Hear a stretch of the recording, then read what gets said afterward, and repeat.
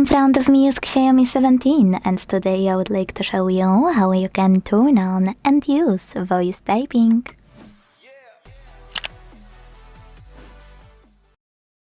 Begin by launching your keyboard. Now tap on the microphone icon at the top right corner, and if it's not visible, use this gear icon first.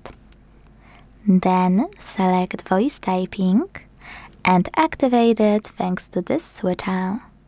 When it's on, go back and click on the microphone icon. Choose while using the app in the pop-up and start typing. As you can see, voice typing is on. If you wanna stop, you can pause or click on the same microphone.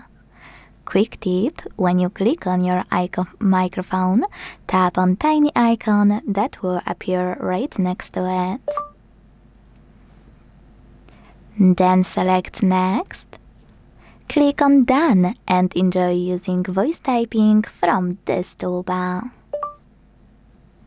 To delete text on the go, click on this button with an X.